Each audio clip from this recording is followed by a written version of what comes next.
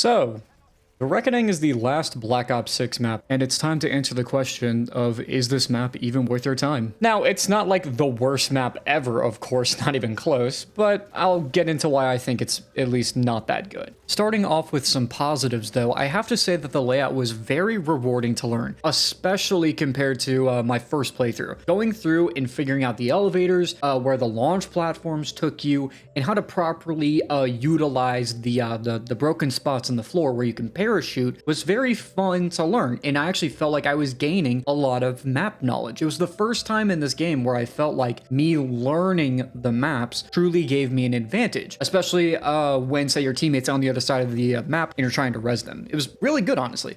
And speaking of which, the parachuting, by the way, I know it looks a bit gimmicky, and in a way it kind of is, but I think it actually fits pretty well with the fact that these are towers that you're playing in, and it leads to some pretty unique movement at times. Even though I do feel like it's a bit slow, it's still pretty good. And also, some of the rooms, such as the anti-gravity room and the pack-a-punch room, are really fun to play in. It actually slows down super sprinters pretty well, so it's pretty fun to actually go around and train in high rounds, which is something I can't say for most of this game, if I'm being frank. Although, for me, one of its crippling flaws is that even though I understand this map, as I just said, it's rewarding to learn and to figure out, it's still annoying to traverse through once you actually do learn the map. Quite frankly, this map layout just feels like it's trying to make itself bigger for no reason. In my opinion, I feel like it would have made a lot more sense if you could have combined these two towers and make them somehow just more cohesive with each other.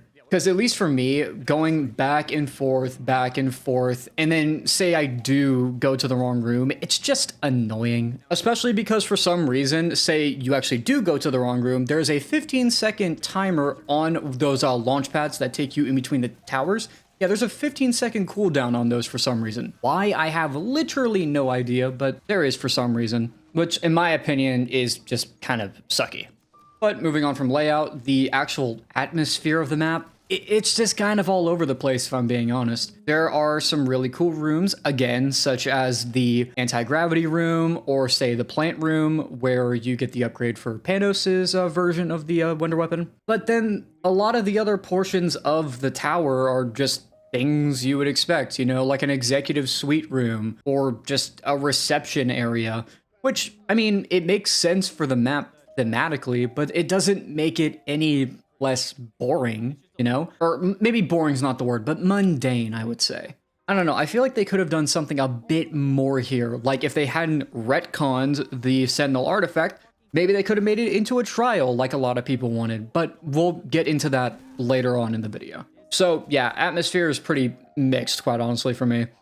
Sections of good with a lot more of just kind of the mundane and the usual that you would expect. Moving on to a pretty big negative for me is the wonder weapon, with pretty much the only positive I can say about it being is that it looks pretty cool.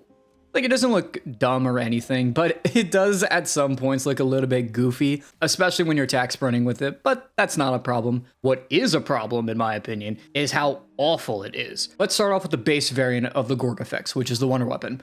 For some reason, you cannot pack-a-punch this version of the wonder weapon at all. Now, this is not unheard of. There are plenty of wonder weapons that can't be pack-a-punched, but there's no particular reason, at least for me, that this weapon shouldn't be pack-a-punched, or couldn't be. At least until you get onto the variants, but I will explain that here in a second. Before that, let me just explain the weapon is just really slow, to be frank. The reload, unless you have speed cola, is pretty slow. The fire rate, if you don't have double tap, is pretty slow. And also the charge shot, especially if you don't have double tap, takes quite a bit to charge up. It feels just about the same amount of time as the ice staff, and that thing is incredibly broken when you used its charge shot. Of course, that version was upgraded, but the variants don't make up for it or even come close to the ice staff in Black Ops 2 or this game. And speaking of, let's talk about those variants. The blue variant seems to just be the base variant of the wonder weapon, except you can upgrade it and it just deals more damage. I really have been trying to look for like a difference in like like, okay, maybe it does this, maybe it does that, but no, it really seems like it's the same exact weapon, just the blue version can be pack-a-punched and the base variant can't. It's really, really weird. And the green variant of the Gorg effects is just, honestly, it's pretty mid. It's nothing really special if I'm being honest. Basically, when you hit a zombie with the charge shot, it's gonna leave behind an acid pool that does a lot of lingering damage. Now, if you are playing anything before, I would say around 50, 55,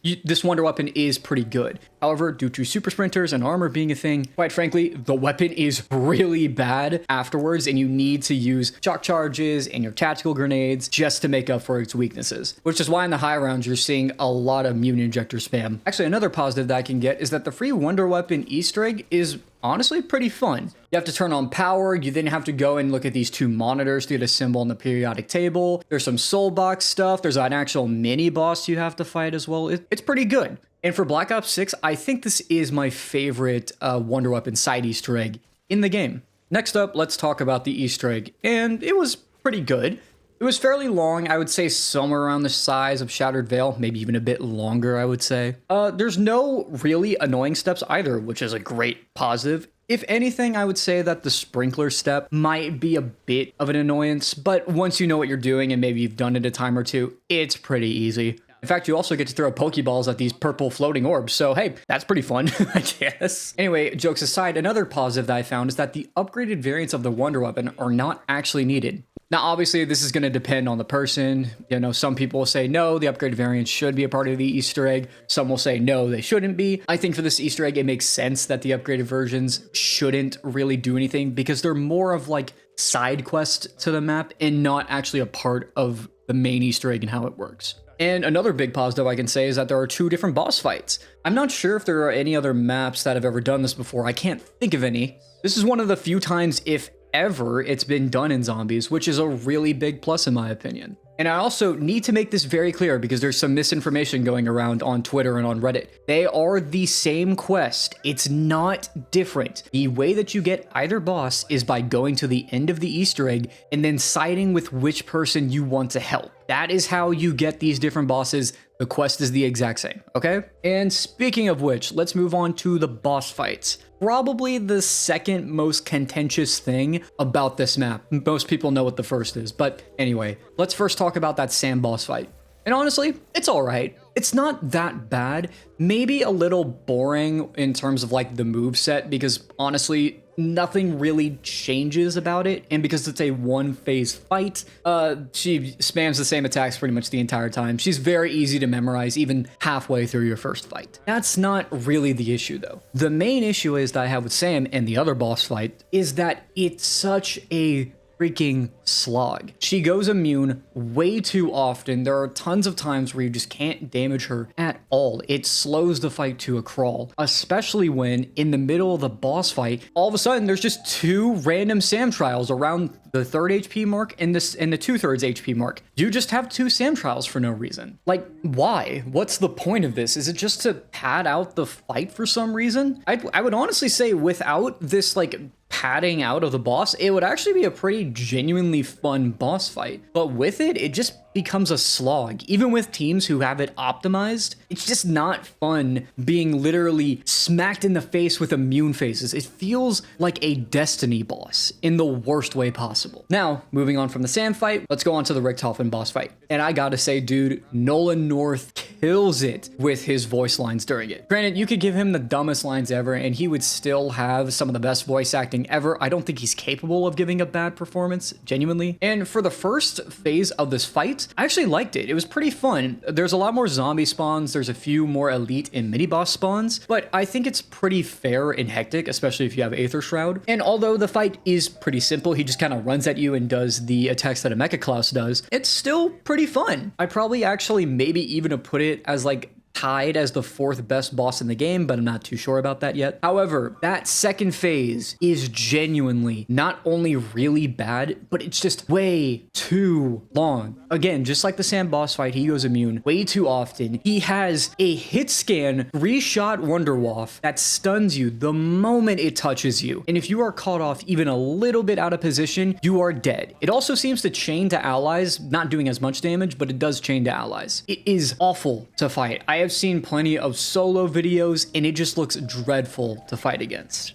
And I would actually say borderline unfair, way more than the Tomb boss fight ever was, because Richtofen is also extremely, extremely tanky. Even for extremely good teams who are using Aether Shrouds and Death Machines, this fight will easily take you 15, 20, 25 minutes. It is a genuine slog, and even though thematically this boss fight is really cool, fighting Richtofen is awesome, I think it's one of the worst designed boss fights in modern Call of Duty Zombies, if not Call of Duty Zombies in general. And moving on from the boss fights, the ending cutscenes, I mean, both of them are basically just the same. One of them, Richtofen gets his family back, and then the other, the Sam machine wins, and she gets her, like, human body of Sam. And the last thing I'll say about the Easter egg is the old crew is back. This time, I believe, under the name of Tempest. Now, I'm not going to really give like too much of an opinion on this because, quite frankly, the possibility that we have a crew that's just more interesting than what we have now is great. Even though I feel like they should have been left and buried in Black Ops 4, I could maybe see this being okay. My big thing is that they need to make sure that Takeo is handled right. The voice actor for Takeo, unfortunately, cannot voice act anymore. He is in retirement and he will not be able to reprise his role. So hopefully they do him justice, because it would be a real shame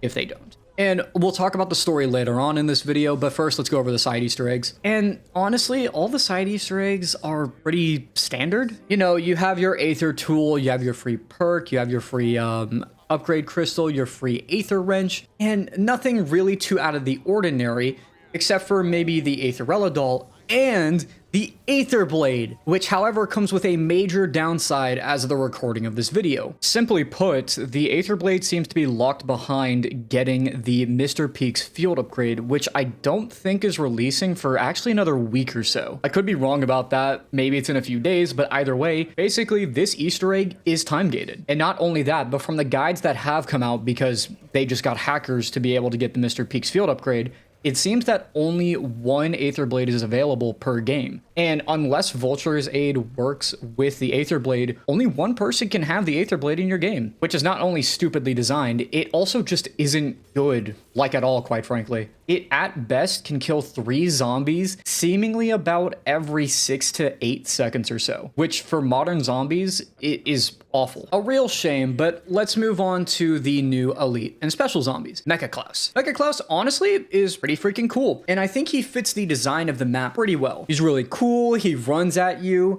he also has this really freaking badass like charged up like melee attack where he sends you flying. It's pretty funny. However, I will say he has a plasma or blast attack that goes straight through your armor and hits your HP directly, and it really, really feels cheap. This attack is also used in the boss fight quite a bit, and it really, really screws you over at times. And also, once you kill the actual Mecha Klaus mech, then this commando Klaus comes out and he tries to attack you then. It's kind of a nice little like second phase almost to this elite enemy. It's pretty easy to take out, but it's still pretty cool. He might be a bit on the tanky side, but honestly, stuff like the Aether Shroud melee upgrade, or just using Aether Shroud in general to shoot his 2 backpack things, makes this boss really easy. And the new special zombie type, which is the Commando Klaus. There's not really much to say about him. He's basically just a he's basically just a self-destruct bomber that goes in and flies directly at you and just tries to blow themselves up on you. He fits really well on the map, considering the robot factory area on the map, and also with Mecha Klauses running around, it just makes sense that they were there. Although, I will say, maybe tone it back down a little bit on the screen shake, Treyarch. Like, I'm serious. The amount of screen shake just killing a few of these guys gives you leaves me personally with a massive headache. And it's not fun to have to deal with that constantly, especially because these rounds will go longer and longer and longer, especially if you're doing high rounds. But overall, the new elite and special enemies, pretty good. However, we do have a problem, and it's that the enemy spam, especially past around 55 or so, is mostly back. We have Doppelgast, Parasites, Vermin, Mecha Klauses, and it's a bit much. It's not as bad as, say, on Terminus or Citadel was, or even the Tomb, but man, it does get a bit much at times, especially because the wonder weapons we have are just significantly worse than, say, we had on the Tomb or Citadel. I really wish they had taken the route that they had with Shattered Veil, and that was just to stop the enemy spam entirely and only have like a single weapon being able to call them forward. It was really fun to not have to deal with the constant spam, especially during high rounds. But hey, at least it's not as bad as the old maps. And now moving on to what is by far the biggest flop about this entire map, which is the story.